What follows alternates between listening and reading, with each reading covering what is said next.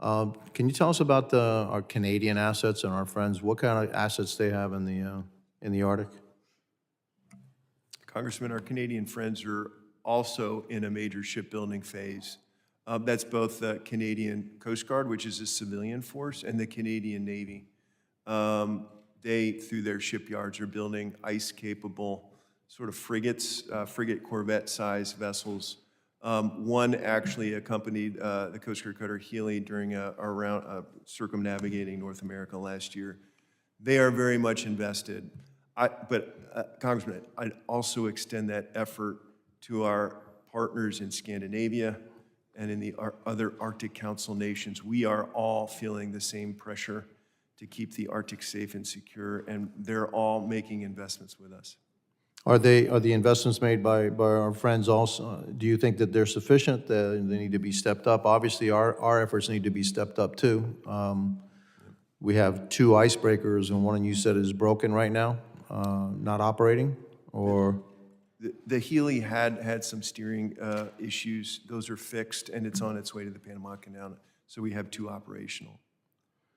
And how many do you think the United States is going to need in order to protect our interests in the Arctic region?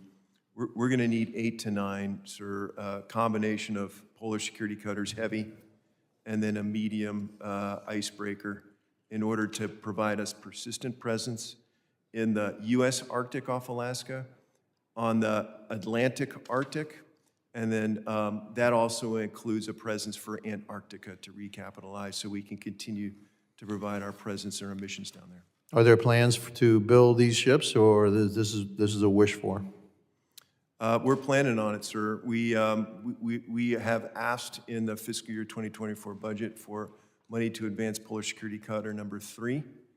We're in the pre-acquisition phase for the medium cutters, the Arctic Security Cutter.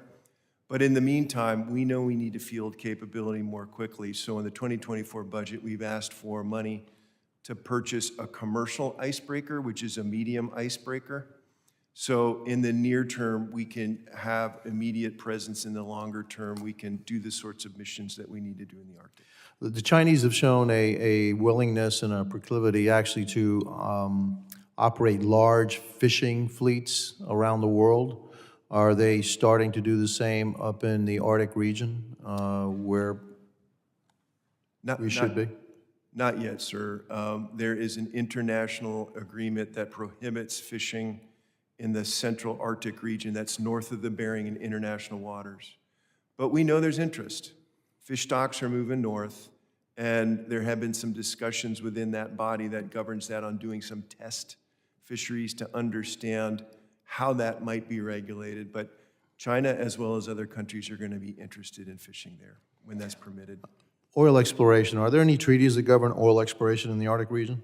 I think there's some mention. So there is no treaty that governs the overall Arctic region other than UNCLOS, the UN Convention on the Law of the Sea.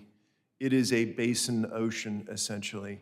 And I think there is some mention of oil exploration in UNCLOS.